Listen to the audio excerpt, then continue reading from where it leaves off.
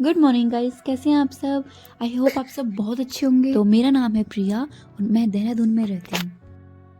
तो आज मैं लेके जाने वाली हूँ आपको एक लंबे से सफ़र की तरफ, जिसका नाम है लेह लद्दाख। तो बिना किसी देरी के आगे बढ़ते हैं। तो चलिए, देहरादून से ले जाने के बीच का रास्ता, मतलब बीच के रास्ते में हमें क्या क्या चीज़ों को फेस करना पड़ा, क्या क्या प्रॉब्लम को फेस करना पड़ा, और हम कहाँ कहाँ रुके थे, और कौन कौन सी जगह हमें मिली और रास्ते में पड़ी, मतलब ये सब आपको इस वीडियो में जानने को मिलेगा। तो प्लीज़ वीडियो को एंड तक ज़रूर देखना। तो सबसे पहले हम लोग बात करते हैं डिस्टेंस की। तो देहरादून से लेह का जो डिस्टेंस है वो है 908 किलोमीटर। तो यानी कि 21 से 22 घंटे हमें आराम से लग जाएंगे लेह पहुंचने तक। तो हम लोग एक दिन में तो लेह पहुंचना इम्पॉसिबल है। मतलब अगर किसी के बहुत सारे फ्रेंड्स जा रहे हैं और ड्राइवर है, सभी को ड्राइविंग आती है, तो मे बी आप एक दिन में लेह पहुंच सकते हो। बट अगर आपके पास सिर्फ एक ही ड्राइवर है तो प्लीज़ आप एक दिन में तो बिल्कुल भी मत सोचना पहुंचने की। पहले दिन आप कहीं स्टे करना, फिर नेक्स्ट डे आप ले जाना। तो हमने भी ऐसे ही किया था। हमारे साथ सिर्फ एक थे, हर्ष, जिनको ड्राइविंग आती थी। बाकी मैं और मेरा देवर, हम दोनों को ड्राइविंग नहीं आती थी। तो हमने डिसाइड किया कि फ़र्स्ट डे हम लोग मनाली स्टे करेंगे और थोड़ा मनाली भी घूम लेंगे, और नेक्स्ट डे लेह के लिए निकलेंगे। हम लोग सुबह 4:30 बजे के आसपास निकले थे घर से। और मतलब तब अंधेरा हो रखा था, अच्छा खासा अंधेरा था, क्योंकि सर्दी आ गई है तो सुबह लेट होती है। तो मैं तो सो गई थी पहले, और फिर जब मेरी अचानक से नींद खुली तो मैंने देखा यार उजाला हो गया। लगभग 6 बजे के आसपास मैं उठी थी, और फिर मैंने देखा कि आगे पूरा फॉग था, क्योंकि अब सर्दी बढ़ चुकी है, तो फॉग भी रहेगा सुबह। और फिर मतलब मैं तो यही सोची थी यार कि ड्राइविंग करना बहुत मुश्किल हो जाता होगा ना फॉग के टाइम में। पर फिर भी हमारे ड्राइवर साहब बहुत अच्छे हैं और अच्छी ड्राइविंग कर लेते हैं, और हम लोग भी मज़े से एकदम चिल होके सो रहे थे। पीछे मेरा देवर सो रहा था, और मैं भी, और प्रिशा भी आराम से सो रही थी, और हर्ष तो एकदम म्यूज़िक चला के एकदम मस्त मगन होके ड्राइव कर रहे थे। और गाइस, अगर आप चाहते हो कि आप लोग टाइम से पहुंचो बिना किसी ट्रैफिक के या किसी बीच में रुकावट के, तो प्लीज़ टाइम से निकलना, जितना जल्दी हो सके उतना निकलना। भले ही आप दिन भर में सो लो, बट आप रात को जल्दी से निकलना। क्या होता है ना कि फिर ऑफिस टाइम हो जाता है, फिर पूरा ट्रैफिक जैम हो जाता है, तो इसलिए टाइम से निकलना बहुत ज़्यादा इम्पॉर्टेंट है। तो मेरी हालत तो हो गई थी टाइट, क्योंकि रास्ते ऐसे गोल गोल घुमावदार आ रहे थे ना, कि यहाँ पे मैं मनी से पूछी थी, मनी कुछ बोलना चाहोगे, पर मनी तो सो रहा था, तो मुझे दिख नहीं रहा था कि वो सो रहा है। अभी इस टाइम मैं वीडियो देख रही हूँ ना, तो मुझे पता चल रहा है कि अच्छा वो तो सच में सो रहा था। तो गाइज़, हम लोगों को जहाँ जहाँ पे पेट्रोल पंप दिख रहा था ना, वहाँ हम अपनी कार की टंकी फुल करवा रहे थे बार बार। तो आप लोग भी जब भी पेट्रोल पंप दिखे आप फुल करवा के जाओ, क्योंकि पता नहीं कब ना हो सकता है कि ख़त्म हो जाए और आगे पेट्रोल पंप ना मिले, तो बहुत बड़ी प्रॉब्लम हो सकती है। तो हम लोग पहुंच चुके थे अम्बाला, और टाइम हो रहा 8 बज चुके थे, और मेरी बैंड बज चुकी थी। सच में मैंने इस टाइम लगभग 5 से 6 बार उल्टियाँ कर दी थी। अरे, मैंने आपको देहरादून से मनाली का डिस्टेंस तो बताया ही नहीं। चलो कोई नहीं, आप बता देती हूँ। तो देहरादून से मनाली का जो डिस्टेंस है वो है 408 किलोमीटर, सॉरी 480 किलोमीटर, यानी कि 11 घंटे। तो चलो 21 घंटे से 11 घंटे तो तब भी ठीक है, तो बंदा एक दिन में वहाँ पहुँच सकता है। तो हमने इसीलिए डिसाइड किया था कि हम पहले मनाली में रखेंगे, नेक्स्ट डे ले जाएंगे। और पता है सपने कैसे देखे थे यार, मज़ा आएगा, एंजॉय करेंगे, ये वो सो फलाना फलाना ढिमकाना। बट मेरे तो बुरे हाल हो रहे थे सच में। मैं ट्रैवल मतलब जो मेरा रास्ता है एंजॉय नहीं कर पाई बिल्कुल भी। तो हम यहाँ पहुँच चुके हैं चंडीगढ़, शायद पंचकुला, हाँ पंचकुला पहुँच चुके थे। और टाइम क्या हो रहा था, टाइम हो रहा था 8:15। तो 8:15 में हम लोग यहाँ पहुँच गए थे। वैसे हर्ष की स्पीड बहुत सही होती है, ना वो ज़्यादा तेज़ चलाते हैं ना वो ज़्यादा आराम से चलाते हैं, मस्त चलाते हैं गाड़ी। और अभी तक हम लोगों ने कुछ भी नहीं खाया था गाइस। हम लोग खाली पेट घर से निकले थे, और मतलब यार 4:30 बजे कौन नहीं खाएगा। तो हमने सोचा था कि रास्ते में खाएंगे। और हाँ, कुछ खाने पीने के सामान हम लोगों ने रखी हुई थी अपने पास, जो कि हम लोग वैसे खा रहे थे बार बार, लाइक मतलब चिप्स वगैरह, कुरकुरे, ये सब रखे हुए थे। बट नाश्ता भी करना ज़रूरी है यार, पर नाश्ते के लिए हमको जगह नहीं मिल रही थी। हाईवे आए जा रहा था। तो फिर हमने डिसाइड किया कि आगे जो कुछ भी मिलेगा ना, हम लोग वो करेंगे, मतलब नाश्ता करेंगे आप। तो यहाँ मैं हर्ष को छेड़ रही थी कि आप कुछ बोलना चाहोगे माइक में, पर ना ओरिजिनल ऑडियो में इसलिए नहीं प्ले करती क्योंकि ना पीछे से बैकग्राउंड म्यूज़िक इन्होंने हर्ष ने लगा रखा था, वो बंद ही नहीं कर रहे थे, तो इसलिए यार कॉपीराइट ना आ जाए इसलिए। फिर हम लोग यहाँ पे ना आपस में डिस्कस कर रहे थे कि नाश्ता कहाँ पे करें और कौन से रेस्टोरेंट में जाए, ऐसे मतलब गूगल में सर्च कर रहे थे कोई आसपास होगा, मतलब एक आधा तो निकल रहे थे पर वो दिखने में अच्छे नहीं लग रहे थे, तो हम लोग रुके नहीं। तो फिर डिसाइड किया कि चलो आगे देखेंगे। तो फाइनली हम लोग एक रेस्टोरेंट में निकले, बट ना जब उतर रही थी मैंने वीडियो शूट करना ही भूल गई। और पता है क्या होता है कि मैं ना जैसे ऐसे पब्लिक प्लेस में जाती हूँ ना, तो मुझे कैमरा ऑन करने में शर्म आती है।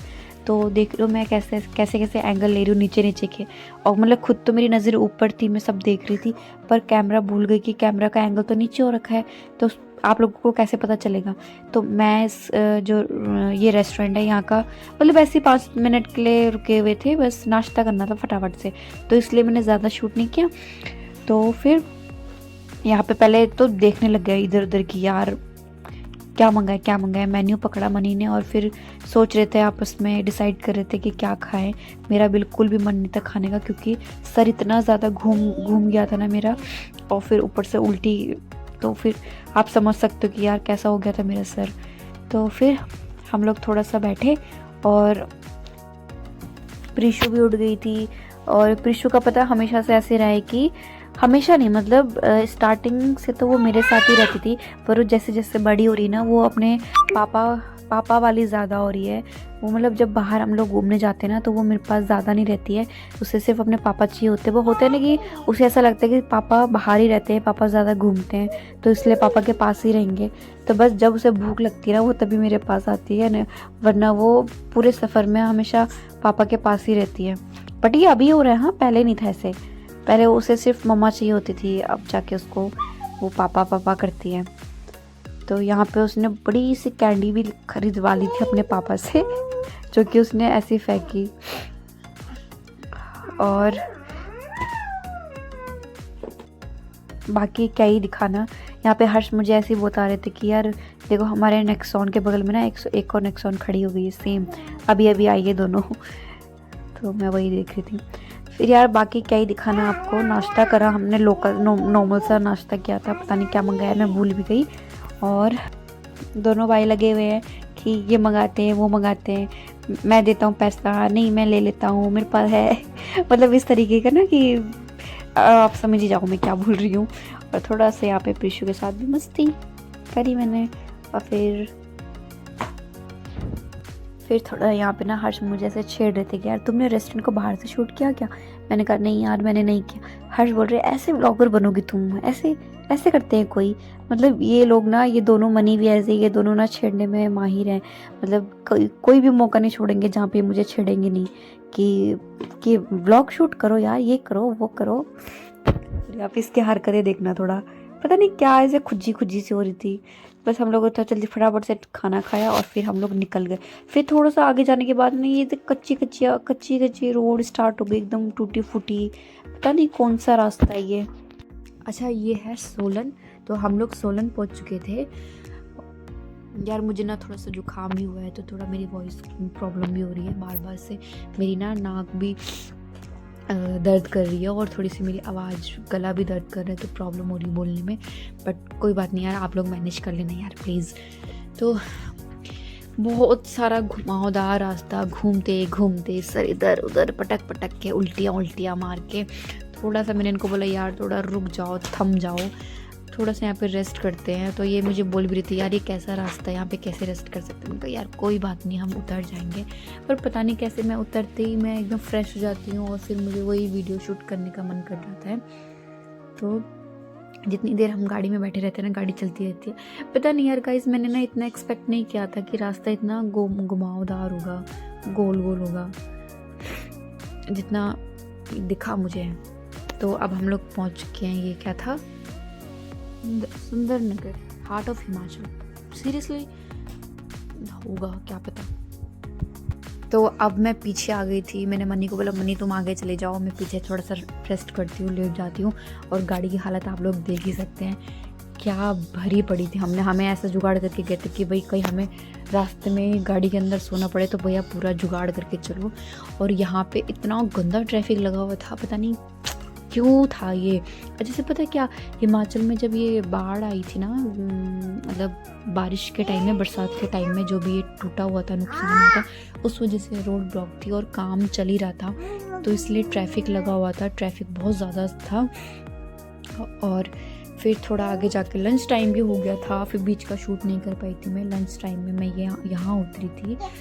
और सबसे पहले मुझे ना ये अंदर एंटर करते ये क्यूट सी एक बाल्टियाँ दिखी, जो कि मुझे बहुत क्यूट लग रही थी। प्रीशा को भी, प्रीशा मुझसे वही मांग रही थी कि मम्मा वो दो। मैंने कहा यार कहीं तोड़ फोड़ ना दे यार, डर भी लग रहा था नुकसान ना करा के चले जाए।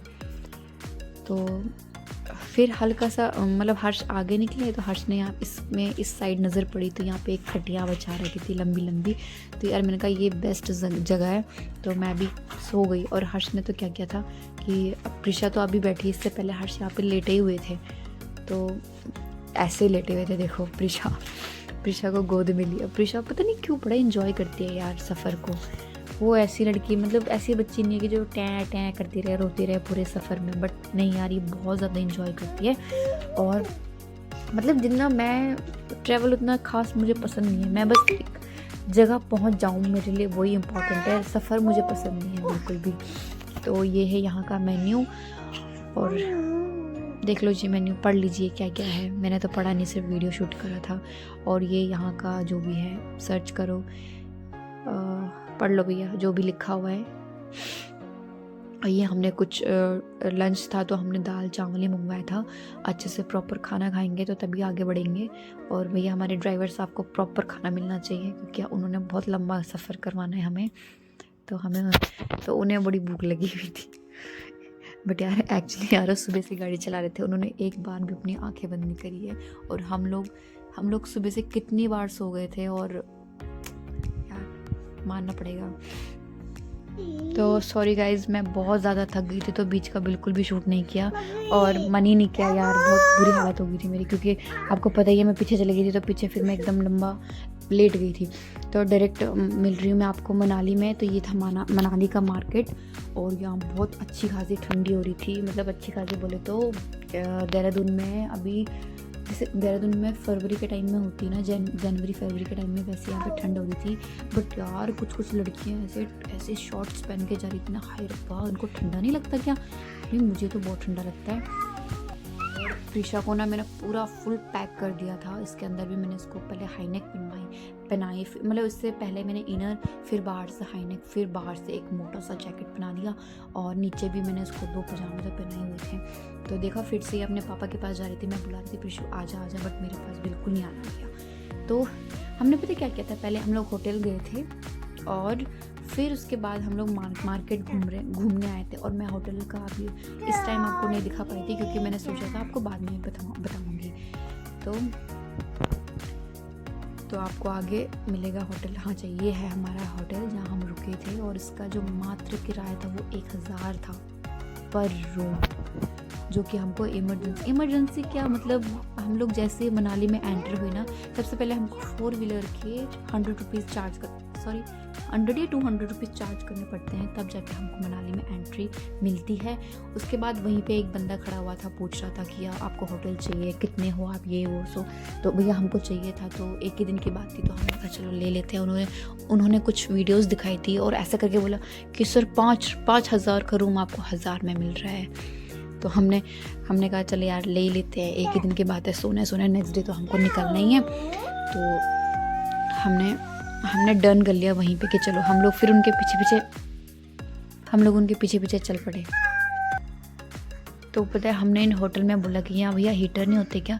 तो इन्होंने कहा था नहीं मैडम, अभी तो ठंडी थोड़ी ना है, अभी तो नॉर्मल है। मैंने कहा ये नॉर्मल है क्या? बोले हाँ, अभी तो जो हीटर होते हैं वो हमारे नवंबर अक्टूबर से स्टार्ट होते हैं। मैं शॉक्ड यार, अभी इस टाइम में ये हीटर नहीं निकल रहे हैं और इनको ये नॉर्मल लग रहा है, तो बाद में क्या हाल होंगे। और यहाँ तब छोड़ो। तो हम लोग आगे बढ़े। हमारा सेकंड फ्लोर पे हमारा रूम था, लिफ्ट भी थी, बट पता नहीं क्यों हम लोग सीढ़ियों से चढ़ रहे हैं। तीनों की तीनों इतने थके हारे थे, बट फिर भी हम लोग सीढ़ियाँ चढ़ रहे हैं। तो चलिए आगे आपको मैं अपना रूम बताती हूँ।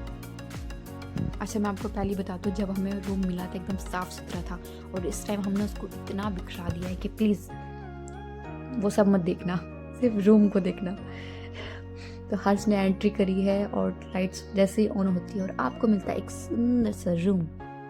ये देखिए, छोटा सा था पर अच्छा था, और हमने थोड़ा सा बिखरा दिया तो थोड़ा सा और अच्छा हो गया।